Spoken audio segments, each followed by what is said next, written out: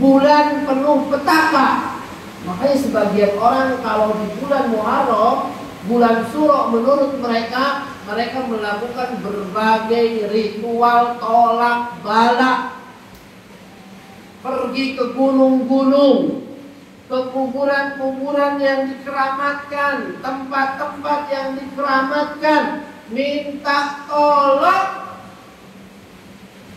bukan kepada Allah, tapi kepada jin-jin yang ada di sana.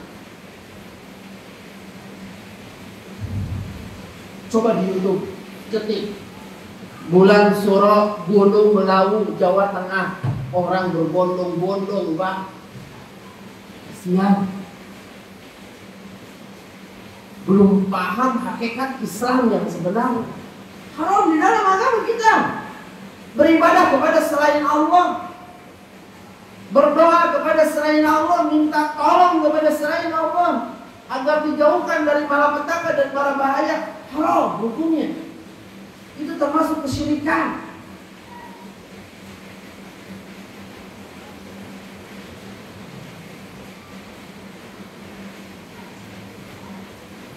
Hadirin yang dimuliakan oleh Allah Subhanahu wa taala, kata isti'anah dalam bahasa Arab itu wazannya istaf'ala. Di antara makna pola atau wazan istaf'ala adalah tolab, meminta. Berarti isti'anah tolabul aun, meminta tolong secara bahasa. Nanti ada isti'adah, tolabul audah, minta perlindungan. Nanti ada lagi ibadah yang akan kita bahas, istighosah, wazannya sama, istaf'ala. Tolabul ghaus, minta tolong di saat sulit. Istighosah itu lebih khusus dibandingkan isti'anah.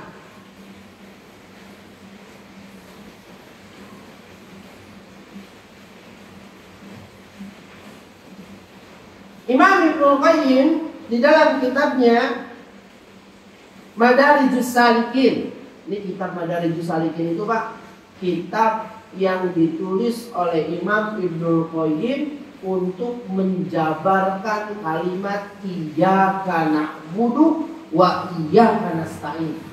Tebelnya segini, Pak, Arabnya. Berarti kalau diterjemahkan bisa 2-3 kali lipat. Karena bahasa Arab itu padat, nggak seperti bahasa kita. Justru lebih mudah bahasa Arab itu. Contoh, dalam bahasa Arab kalau kita mau bilang saya sudah makan, cukup 4 huruf, Pak. Akal tu. Dalam bahasa Arab, akal tu cukup 4 huruf. Makanya kenapa saya tadi katakan kalau diterjemahkan bisa 2-3 kali lipat. Tapi kalau dalam bahasa Indonesia, saya sudah makan, butuh 3 kata, berapa huruf? Saya sudah makan, 15 huruf kurang lebih. Dari 4 huruf jadi 15 huruf. Berarti gampang mana? Bahasa Arab atau bahasa Indonesia? Bahasa Arab lebih gampang. Cuma masalahnya kan kita memang dikondisikan dari kecil itu jauh dari bahasa Arab. Jadi seakan susah gitu bahasa Arab. Padahal bahasa Arab itu gampang, termasuk bahasa yang paling lama ada di dunia. Dulu saya ketika jadi PIA pernah masuk diploma keguruan. Di diploma keguruan itu belajar, ada mata pelajaran namanya ilmu lughah, ilmu bahasa. Di situ kita bukan belajar bahasa tapi Arab, tapi belajar asal usul bahasa yang ada di dunia. Di antara bahasa yang bertahan, bahasa yang asal usul bahasa yang paling lama ada di dunia dan masih bertahan itu bahasa Arab. Itu menunjukkan bahwa bahasa Arab itu mudah. Dari bahasa Arab bercabang jadi bahasa Indonesia. 75% bahasa kita itu serapan dari Arab. Sok sama Bapak lihat. Jadi bahasa Urdu, jadi bahasa ini, bahasa itu, bahasa Arab itu.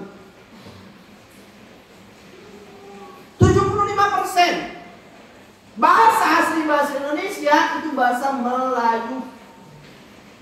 Bahasa aslinya 25%. 75%-nya serapan dari bahasa Arab.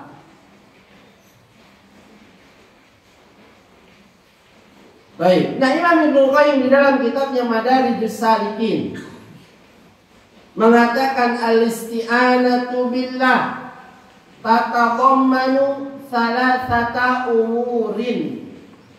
Meminta tolong kepada Allah, yaitu isti'anah, itu mencakup 3 perkara. Yang pertama kata beliau, kamaludzulillah, penyerahan diri sepenuhnya kepada Allah. Ma'athiqati bihi, disertai kepercayaan kepadanya. Wal-i'timadu alaih, dan bersandar kepadanya. Jadi ketika kita minta tolong kepada Allah Subhanahu wa ta'ala, berarti kita sedang menyerahkan sepenuhnya diri kita kepada Allah Subhanahu wa ta'ala, percaya kepada Allah Subhanahu wa ta'ala, dan bergantung serta bersandar kepadanya.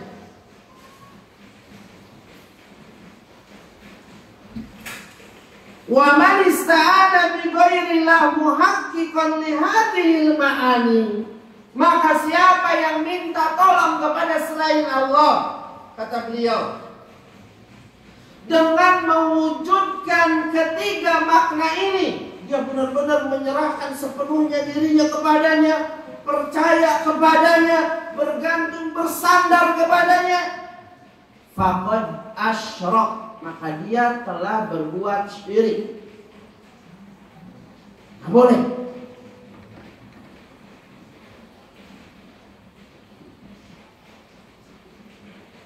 Faqad asyrak, maka dia telah berbuat syirik.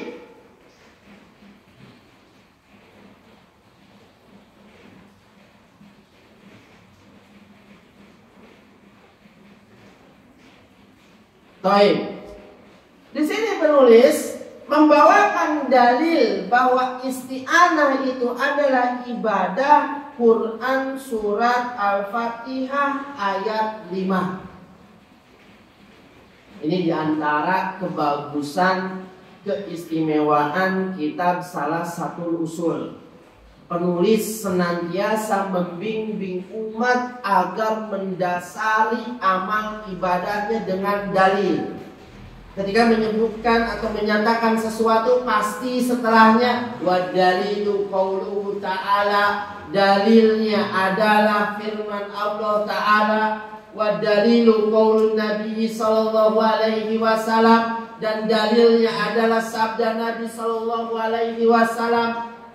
Karena memang harus seperti itu, Pak. Kita sebagai orang Islam harus mendasari urusan agama kita, khususnya masalah akidah dan ibadah, dengan dalil. Nggak boleh kita ikut-ikutan, kumaramena banyak orang, nggak boleh.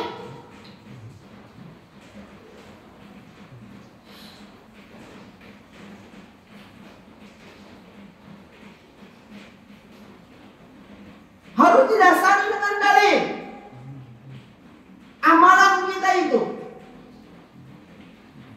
Makanya ada kaidah di dalam agama kita, al-aslu fil ibadah haram, hukum asal ibadah haram. Dalam redaksi lain, al-aslu fil ibadah tauqifiyah, hukum asal ibadah itu dibangun di atas dalil. Jadi sebetulnya ketika ada seorang muslim nanya kepada kita, kalau kita melakukan ritual ibadah, kamu zikirnya kok seperti itu, dalilnya apa? Itu lumrah, itu biasa. Kalau kita makan kadang nggak senang ya Pak, nanya-nanya dalilnya naon. Karena memang hukum asal ibadah nggak boleh. Orang yang melakukannya harus mempertanggungjawabkan, bisa mendatangkan dalilnya. Apa dalilnya bahwa hukum asal ibadah itu nggak boleh? Dalilnya adalah sabda Nabi, man amila amalan laisa alaihi amruna fahuwa radd. Barang siapa yang melakukan suatu amal ibadah umum, mau amalan hati, amalan lisan, amalan anggota badan, yang tidak kami perintahkan, kata Nabi, maka amalnya tertolak. Maka amalnya tertolak, gak bakal diterima oleh Allah Subhanahu wa ta'ala.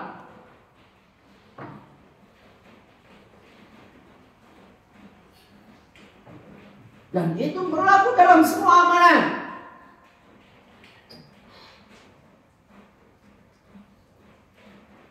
Saya bertanya sama Bapak, kalau saya sholat subuh 4 rakaat boleh nggak? Kenapa nggak boleh? Di dalam Al-Quran nggak ada ketentuan sholat subuh harus 4 rakaat, 2 rakaat. Jawabnya karena tidak dicontohkan dan diajarkan oleh Nabi. Kita yakin dengan seyakin-yakinnya bisa mengatakan Ustadz, sholat Ustadz nggak sah dan nggak bakal diterima. Dan prinsip itu berlaku dalam semua ibadah, bukan cuma dalam sholat subuh saja. Siapa yang berzikir dengan zikir yang tidak diajarkan oleh Nabi, tata caranya tidak diajarkan oleh Nabi, maka kita juga bisa katakan ibadah Anda tidak sah dan tidak akan diterima.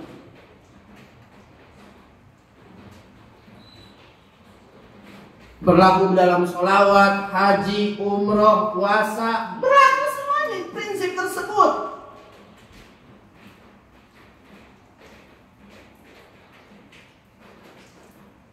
Dalam puasa, Nabi kita pernah mengatakan rubba shaimin laisa min siyamihi illal ju' wal atash. Betapa banyak orang puasa tapi nggak ada pahalanya kecuali nahan lapar dan haus.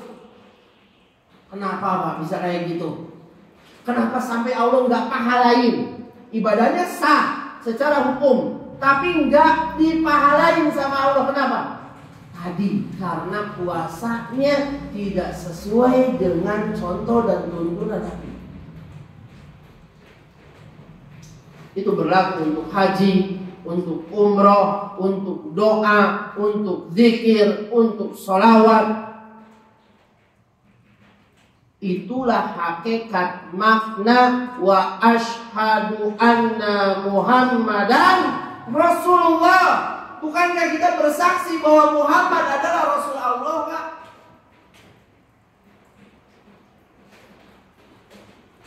Tapi kalau kita tidak mengikuti ajaran dan contoh Nabi, apa jadi artinya? Syahadat kita itu apa artinya? Kalau ajaran nabinya, tuntunan nabinya tidak diikuti, tapi kita mengatakan wa asyhadu anna Muhammadan Rasulullah, apa artinya? Apa gunanya? Apa manfaatnya?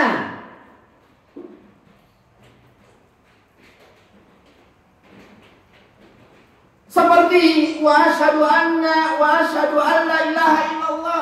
Berarti konsekuensinya nggak boleh kita beribadah kepada selain Allah. Karena kalau kita masih beribadah kepada selain Allah, berdoa ke Nyi Roro Kidul, kalau mau bangun bangunan nyembelih hewan untuk jin, minta tolong kepada jin, lalu apa gunanya kita mengatakan wa asyhadu an la ilaha illallah? Apa manfaatnya berarti? Banyak kaum muslimin yang belum paham.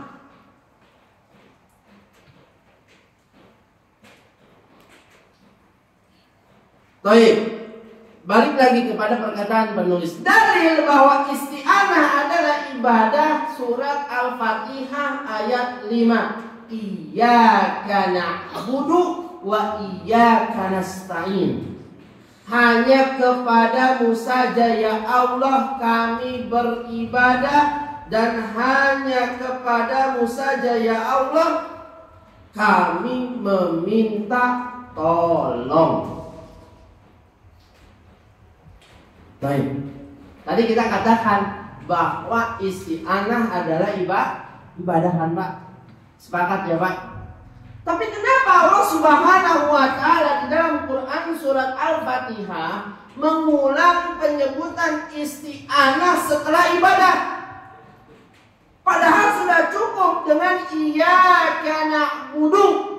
Karena isti'anah itu adalah ibadah. Tapi kenapa Allah ulang lagi, Pak? Di gaya bahasa seperti ini di dalam Al-Quran banyak sekali. Dan ada maksudnya. Tidak ada yang sia-sia. Dalam ilmu usul fikih diistilahkan dengan dzikrul khas ba'dal am, penyebutan yang khusus setelah yang umum. Contoh firman Allah, hafizu ala sholawati was sholatil wusta. Jagalah oleh kalian sholat 5 waktu dan sholat asar, kata Allah. Padahal sholat asar itu bagian sholat 5.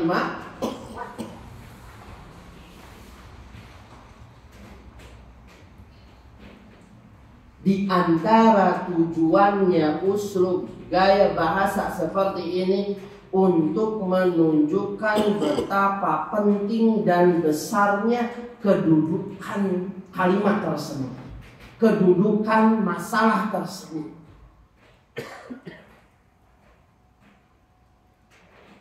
Kenapa? Karena seorang hamba mustahil, nggak mungkin bisa melakukan ibadah kalau nggak ditolong sama Allah Subhanahu wa Ta'ala.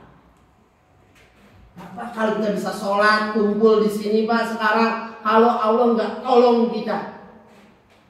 Nggak bakal kita bisa sedekah, haji, umroh, puasa kalau Allah nggak tolong kita.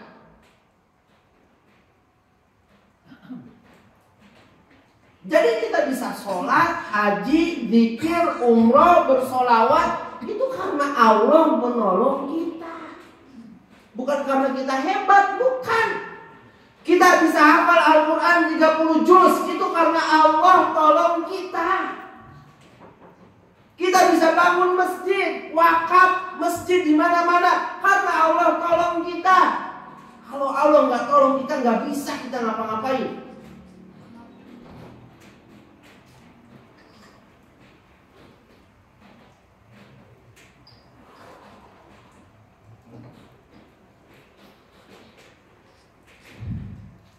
Inilah nikmat agamawi. Bagaimana yang sudah kita pelajari, nikmat itu ada dua. Ada nikmat duniawi, ada nikmat agamawi. Allah tolong kita buat sholat, buat baca Quran, buat apa sehingga mudah. Itu nikmat dari Allah Subhanahu wa Ta'ala.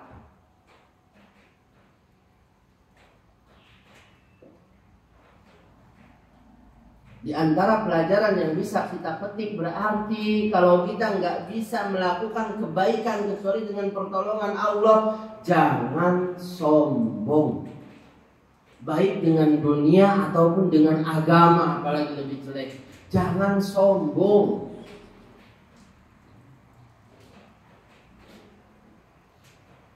Bukan kita yang hebat karena Allah tolong kita. Lihat di luar sana berapa banyak orang yang sehat, kuat, walafiat, tapi nggak Allah tolong, nggak digerakin hatinya sehingga nggak pernah kelihatan batang hidungnya sholat di masjid. Padahal kalau mau sehat-sehatan, sehat dia daripada kita.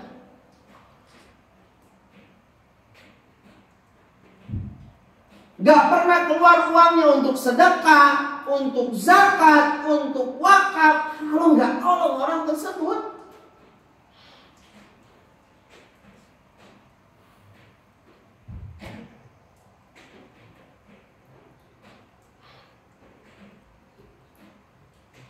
Baik. Dalil lain penulis membawakan di sini hadis yang panjang. Beliau mengutip apa yang menjadi syahidnya itu perkataan Nabi kepada Ibnu Abbas. Ibnu Abbas ketika itu masih gulam. Gulam itu umur anak sebelum balik, itu gulam. Kayak adek yang di sana kayaknya belum balik tuh, yang di tangga. Kita bisa manggilnya ya gulam.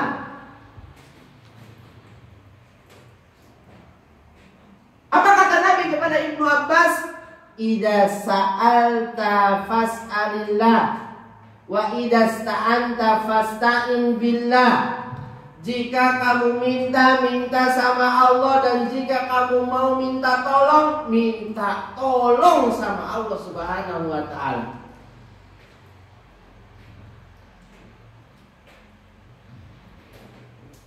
Lihat jamaah, bagaimana Nabi Shallallahu Alaihi Wasallam sejak dini sudah menanamkan nilai-nilai tauhid kepada anak kecil. Jadi pelajaran tauhid itu bukan pelajaran orang dewasa. Justru dari kecil kita harus tanamkan kepada anak kita, cucu kita, murid kita, kalau kita profesinya sebagai guru. Nilai-nilai tauhid kepada mereka. Ajarkan kepada mereka, kalau kamu mau minta sesuatu, pertama minta sama Allah sebelum minta kepada yang lain.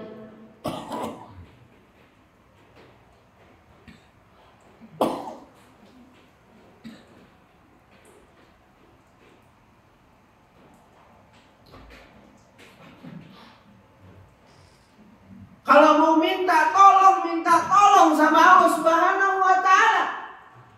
Kenapa emang, Bi? Karena semua urusan ada di tangan Allah. Tidak ada yang bisa memberikan manfaat dan mudarat kecuali Allah.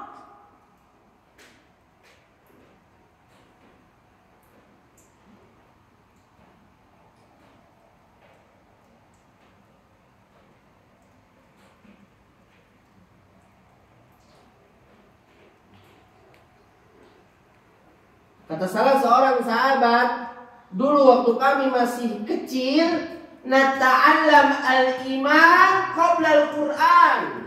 Dulu kami waktu masih kecil di zaman Nabi, kami belajar iman sebelum Quran. Inti iman itu adalah tauhid. Ini diantara cara belajar yang banyak diabaikan oleh kaum muslimin. Kalau sekarang sibuk belajar Quran, mengabaikan belajar iman. Sehingga kita dapati ada orang hafal surat Al-Fatihah, tapi masih minta-minta kepada selain Allah. Padahal isi surat Al-Fatihah, iyyaka na'budu wa iyyaka nasta'in. Bahkan ada sebagian orang hafal Quran tapi masih beribadah kepada selain Allah. Di antara sebabnya karena cara belajarnya salah.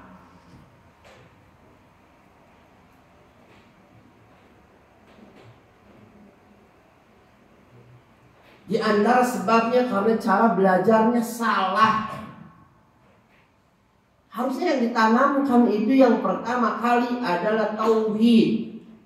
Dikenalkan anak itu kepada Allah. Allah itu siapa dia, Rob dia. Ya tentunya dengan bahasa-bahasa yang mudah, yang bisa dicerna oleh akal mereka. Dia lihat matahari di atas besar banget. Tahu nggak siapa yang menciptakannya? Siapa, Bi? Allah.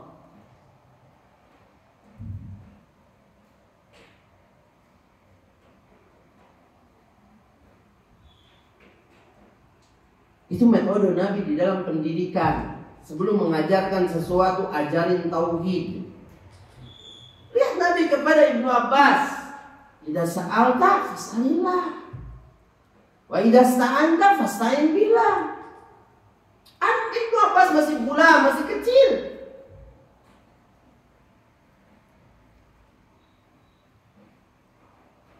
Baik, jamaah yang dimuliakan oleh Allah.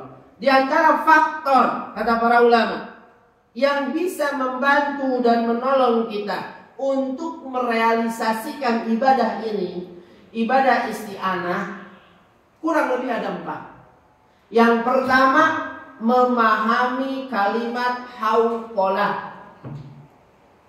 Apa kalimat hauqalah, Pak? La ilaha illallah. Apa kalimat hauqalah, Pak? Apa kalimat hauqalah, Pak? La haula wala quwata illa billah. Itu kalimat hauqalah. La haula wala quwata illa billah. Yang kedua, berdoa. Banyak-banyak berdoa kepada Allah Subhanahu wa taala. Yang ketiga, mempelajari nama-nama dan sifat Allah. Yang keempat, menyadari kelemahan dan kekurangan diri kita. Yang pertama tadi apa? Memahami kalimat hauqalah. Karena kalimat hauqalah ini, kata para ulama, itu kalimat isti'anah, bukan kalimat istirja. Punten, sebagian orang kadang keliru. Kalau ditimpa musibah, bilangnya la haula wala quwata illa billah. Ini salah. Itu anak kamu, saya lihat tadi ketabrak. Astagfirullah, la haula wala quwata illa billah.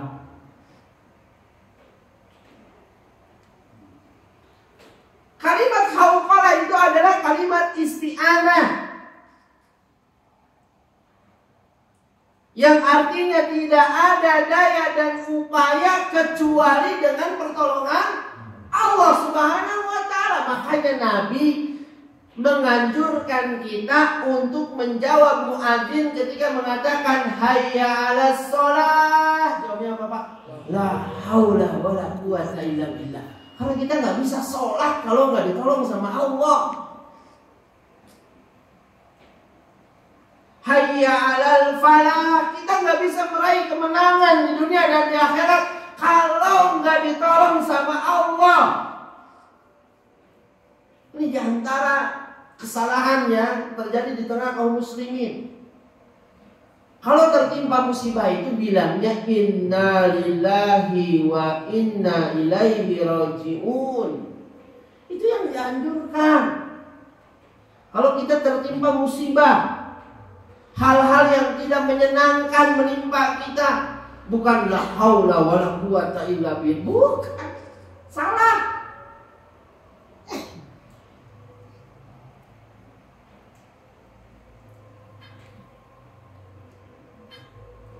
Azan dulu silakan.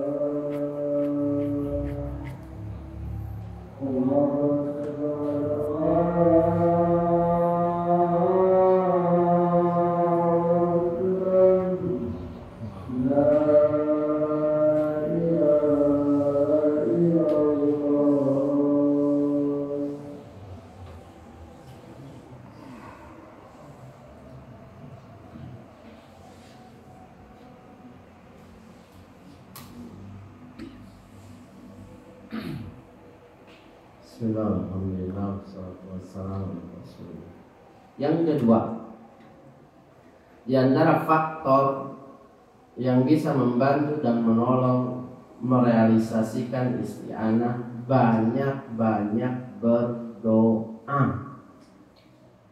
Minta kepada Allah Subhanahu wa ta'ala. Karena Allah Subhanahu wa ta'ala yang menjadikan seseorang itu di atas tauhid dan tidak di atas tauhid, di atas petunjuk dan di atas kesesatan.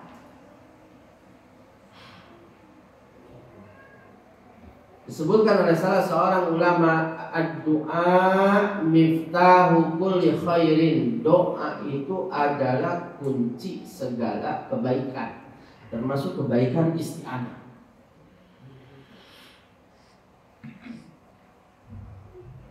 Dan orang yang paling beruntung dalam bab ini adalah orang yang menjaga sunnah mengucapkan basmalah ketika memulai aktivitasnya. Di dalam sebuah hadis, walaupun hadis ini dinilai dhaif oleh para ulama, tapi maknanya benar.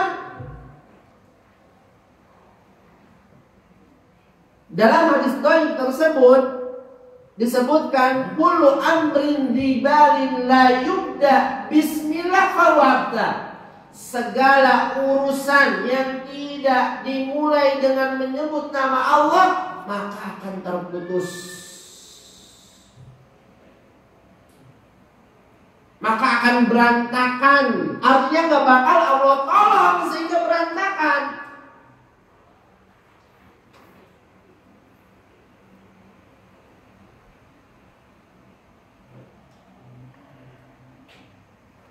Jadi dijaga sunnah ini tuh Pak. Kalau keluar rumah kita bilang bismillah, naik mobil, naik motor kita bilang bismillah, mau melakukan aktivitas apa bilang bismillah.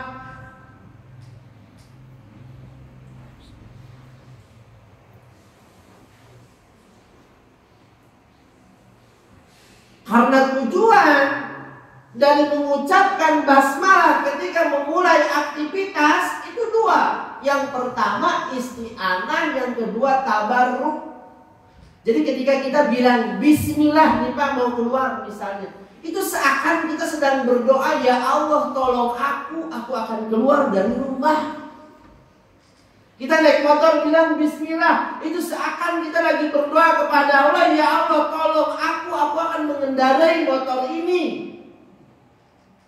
Bismillah. Itu tujuan yang pertama. Ketika kita bilang bismillah itu isti'anah. Makanya kalau ada orang menyembelih dengan nama selain Allah, terjatuh ke dalam dua kesyirikan.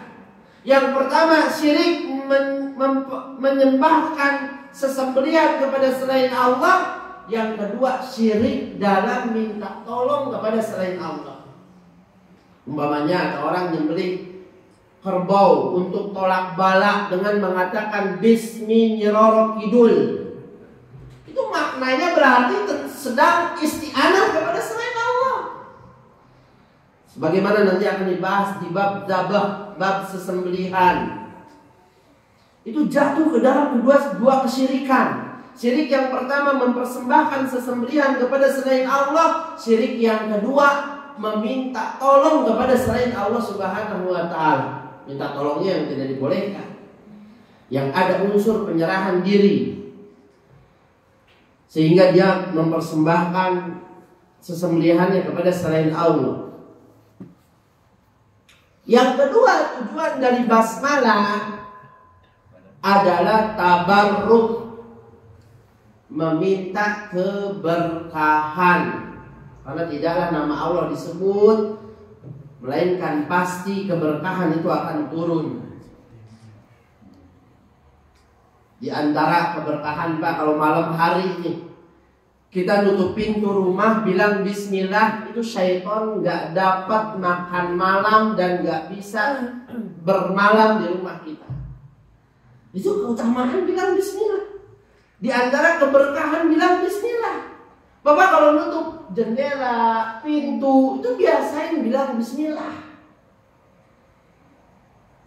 Karena kalau kita bilang bismillah, syaitan mengatakan di dalam hadisnya kata Nabi, nggak ada tempat bermalam buat kita di rumah ini. Mau makan, biasakan bilang bismillah. Apa-apa bilang bismillah. Minta tolong itu bismillah itu kita sedang minta tolong kepada Allah Subhanahu wa taala. Lihat para ulama ketika menulis kitab pasti bismillahirrahmanirrahim diawalinya. Karena kalau nggak ditolong sama Allah Subhanahu wa taala, gagal urusan kita, berantakan urusan kita. Baik, itu yang kedua. Yang ketiga, di antara faktornya adalah mempelajari nama-nama dan sifat Allah. Karena sebagian sifat Allah Subhanahu wa taala kalau kita pelajari, kalau kita kenali, ya, itu akan menuntun kita untuk minta tolong hanya kepada Allah saja, nggak kepada yang lain. Contoh seperti nama Allah Ar-Rabb. Apa makna nama Allah Ar-Rabb? Kita udah belajar. Al-Khaliq, Ar-Razik, Al-Malik, Al-Mudabbir. Itu makna Ar-Rabb. Rabb itu maknanya adalah zat yang menciptakan, yang ngasih rizki, yang menguasai urusan kita dan yang mengurus kita.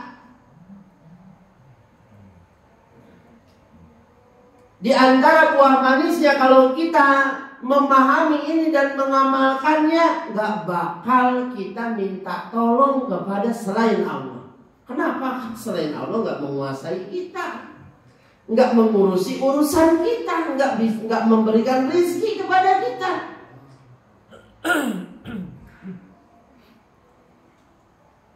Itu kesempurnaan tauhid. Bahkan sebagian sahabat pernah cemetinya, Pak, cambuknya jatuh dari kudanya, sahabat turun sendiri nggak minta tolong kepada sahabat yang lain. Karena saking ingin menjaga kesempurnaan tauhid, nggak minta tolong, nggak kayak kita apa-apa. Tolong dong ambilin. Tolong ambilin. Turun dari kudanya, dari untanya untuk mengambil cambuknya sendiri.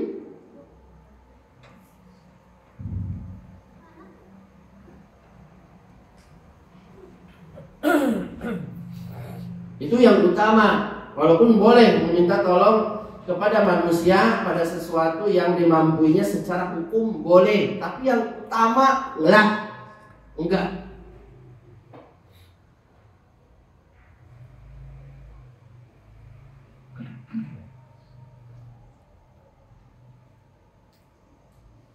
Jadi tauhid rububiyah itu kalau kita belajar tauhid rububiyah itu enggak garing, bukan sekedar teori. Tapi tauhid rububiyah itu dipraktekkan.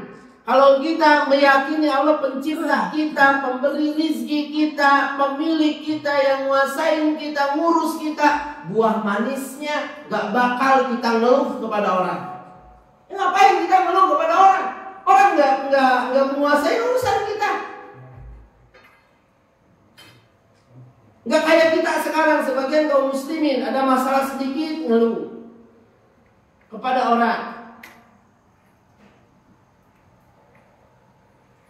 Di antara buah manisnya kalau kita yakin Allah pencipta kita, pemberi rizki kita, yang nguasain kita, yang ngatur kita, lebih sabar kita terhadap takdir. Bukankah segala sesuatu Allah yang ngatur? Betul kan? Ini mah baru juga dikasih sakit gigi, udah bikin status di media sosial ngeluh. Aina tauhid. Mana buah manis dari tauhid, yaitu sabar terhadap takdir Allah. Bukankah Allah Subhanahu wa taala yang telah menetapkan tersebut, mengatur urusan Anda sehingga Anda punya sakit gigi? Innama ashku bathi wa husni ilallah. Sesungguhnya aku akan mengadukan kesusahan dan kesedihanku kepada Allah. Itu orang yang bertauhid seperti itu. Belajar tauhid itu bukan teori yang garing dari praktek. Belajar tauhid tapi minta-minta ke orang. Walaupun nggak secara langsung. Kadang saya dapati dari itu akhlak yang nggak bagus, Pak. Umpamanya ada temannya lagi ngebasok, enak kayaknya bakso, itu lagi minta secara nggak langsung. Itu akhlak nggak terpuji kayak gitu. Diam aja kalau nggak ditawarin, diam.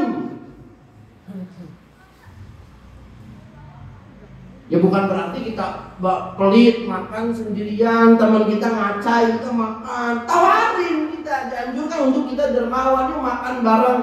Antum mau bakso silahkan pesan. Tapi kita nggak boleh minta, nggak boleh. Lihat sahabat, cambuknya jatuh nggak minta ke orang buat tolong, buat diambilin. Itu tauhid.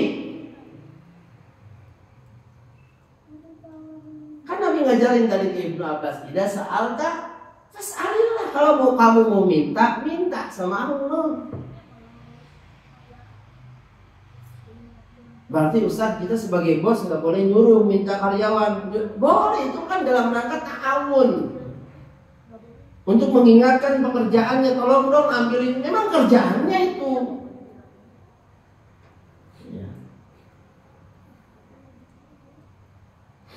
Itu memang kerjaannya.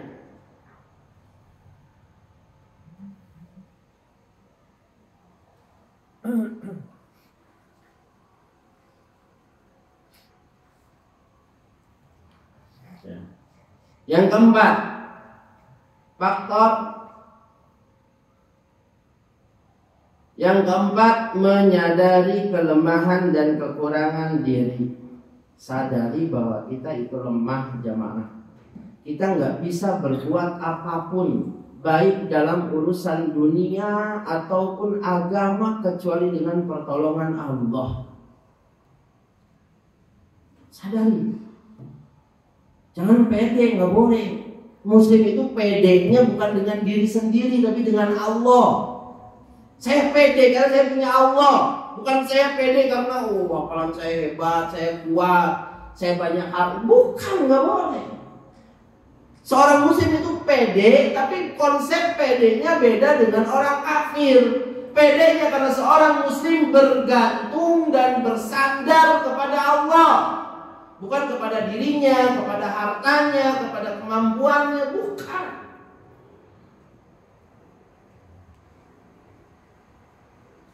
Pede, harus pede, karena kita punya Allah. Nggak ada yang nggak mungkin bagi Allah Subhanahu wa Ta'ala.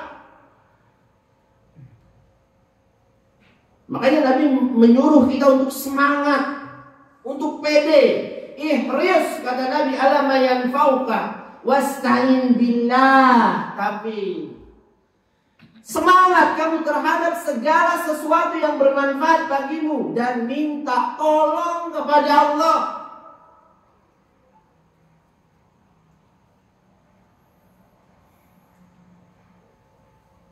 Karena kalau kita nggak ditolong Allah, gagal kita, berantakan urusan kita.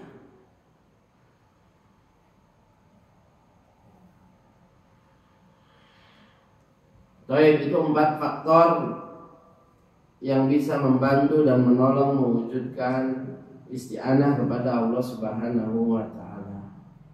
Sekarang masuk pembahasan macam-macam isti'anah.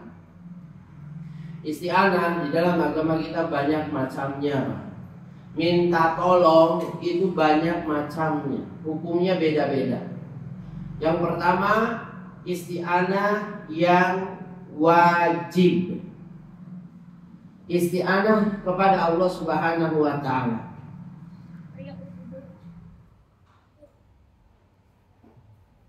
Ini hukumnya wajib.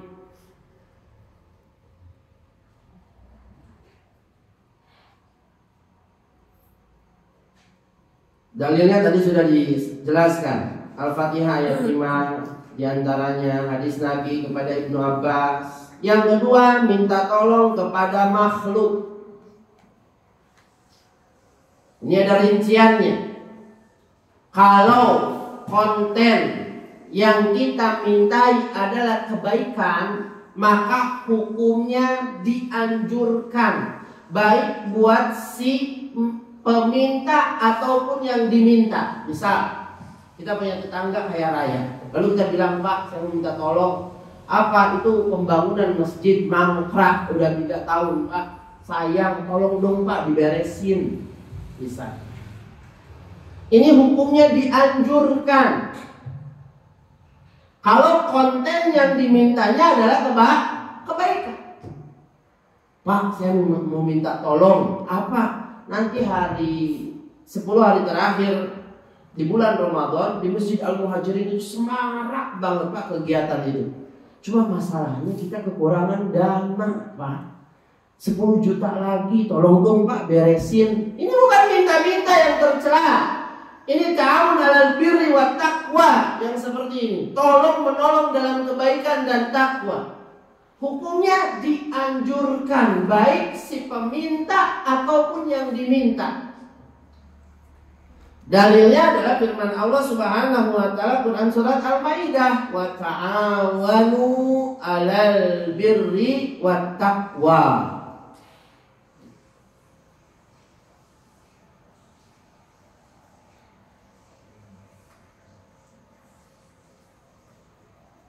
Itu hukum yang pertama, minta tolong kepada makhluk, bisa dianjurkan. Yang kedua, ada yang haram, tapi tidak termasuk kesyirikan. Jika konten yang diminta adalah kemaksiatan, maka haram buat yang meminta ataupun yang diminta. Yang dimintanya haram untuk menolongnya, yang memintanya haram memintanya. Pak, tolong saya Pak, kurang 10.000 lagi, mau beli pulsa buat judol misalnya.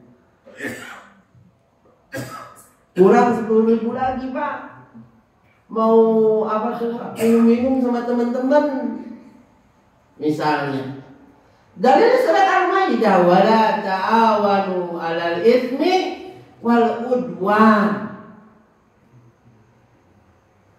Kalau kontennya kemaksiatan, haram buat yang si peminta, demikian juga yang diminta. Allah menyatakan, jangan kamu tolong menolong dalam perbuatan dosa dan permusuhan. Wala ta'awanu. Allah larang. Al-aslu fi nahyi li tahrim. Hukum asal larangan haram.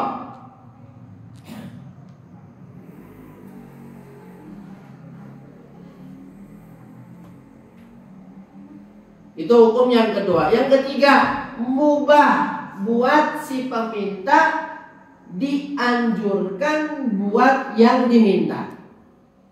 Jika yang diminta tersebut sesuatu yang mubah, hukumnya boleh buat yang meminta, dan dianjurkan bisa mendapatkan pahala orang yang menolongnya.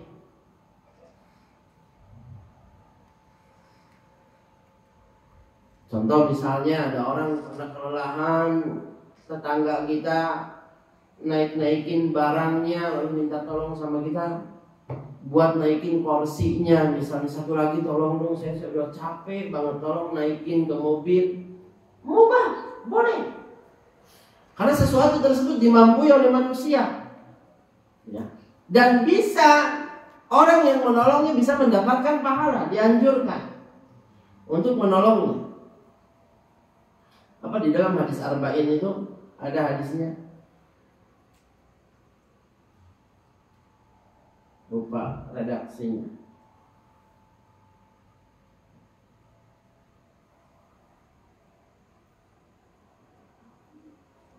Nabi pernah mengatakan, barang yang kamu angkat, barang saudaramu yang kamu angkat ketunggangannya bernilai sedekah, kata Nabi. Sampai barang yang kamu angkat, barang saudaramu yang kamu angkat ketunggangannya, kamu bantu angkat, bernilai sedekah, kata Nabi. Bernilai sedekah. Berarti boleh kalau secara hukum, Pak. Tapi yang utama, lihat sahabat. Yang utama sahabat gak minta tolong, ambil sendiri. Walaupun cambuknya jatuh, padahal bisa, tolong dong ambilin. Enggak, dia turun aja sendiri ambil. Walaupun secara hukum boleh, tapi saking ingin menjaga tauhidnya, dia pengen gak minta kecuali kepada Allah Subhanahu wa Ta'ala. Bahkan Nabi secara khusus pernah membaiat para sahabat untuk tidak minta kecuali kepada Allah. Alla yas'alan nas syai'a, untuk tidak minta kepada manusia sesuatu apapun. Mintanya sama Allah Subhanahu wa Ta'ala. Baik, itu hukum yang ketiga. Yang keempat, syirik. Kita minta kepada makhluk bisa syirik. Minta tolong kepada makhluk bisa syirik. Kapan? Jika sesuatu yang kita minta tersebut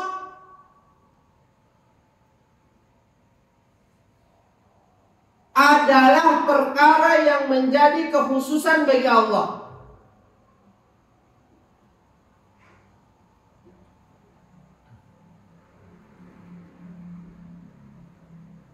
Tolong dong, saya udah lama nikah, udah 10 tahun.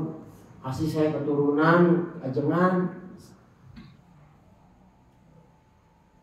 Ajengan, tolong dong turunin hujan. Di desa saya udah berbulan-bulan kemarau panjang. Ini syirik, gak boleh. Meminta sesuatu yang menjadi kekhususan Allah Subhanahu wa Ta'ala. Yang termasuk syirik, meminta sesuatu yang dimampui manusia, tapi orangnya tidak ada di hadapan kita.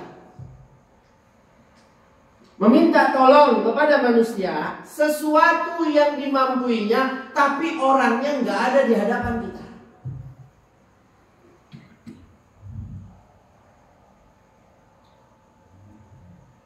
Umpamanya ada orang karena ketakutan dia manggil-manggil ustadznya, ajengannya, habibnya, tolong saya, umpamanya dikejar-kejar orang jahat. Ada orang yang ada di hadapan kita. Itu termasuk syirik. Karena tidaklah itu dilakukan kecuali dibarengi keyakinan bahwa yang diminta tolong memiliki kekuatan rububiyah di alam semesta ini.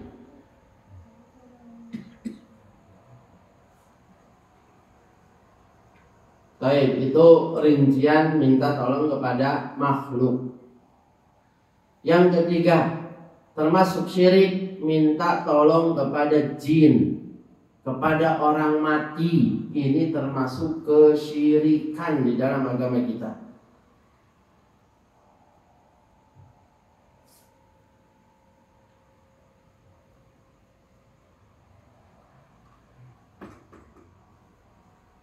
Bahkan Allah menyebutkan dalam Al-Quran sebagai orang yang paling sesat, orang yang minta kepada selain Allah itu termasuk minta tolong. Kenapa orang yang paling sesat? Karena selain Allah gak bisa ngapa-ngapain. Wa man adallu mimman yad'u min dunillah ma la yastajibu lahu ila yaumil qiyamah wa hum an du'aihim ghafilun. Dalam surat Al-Ahqaf. Kata Allah, siapakah yang lebih sesat dibandingkan orang yang meminta kepada selain Allah sesuatu yang tidak bisa mengijabah doanya sampai hari kiamat, gak bisa mengijabah doa.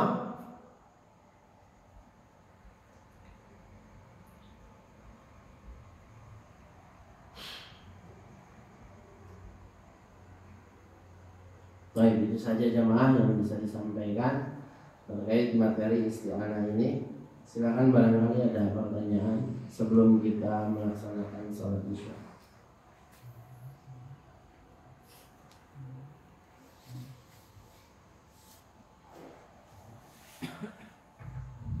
Cukup, mudah-mudahan yang sedikit ini bermanfaat, lagi diberkahi oleh Allah. Saya mohon maaf jika ada salah-salah kata yang saya sampaikan di tengah kajian tadi. Saya juga ucapkan banyak terima kasih, jazakumullahu khairan, kepada Bapak jamaah sekalian yang sudah berkenan untuk hadir, untuk duduk, menyimak, mendengarkan ilmu yang saya sampaikan. Semoga Allah Subhanahu wa taala menerima amal ibadah kita. Kita tutup dengan doa kafaratul majlis. Subhanakallahumma wa bihamdika asyhadu an la ilaha illa anta astaghfiruka wa atubu ilaik. Assalamualaikum warahmatullahi wabarakatuh. Waalaikumsalam.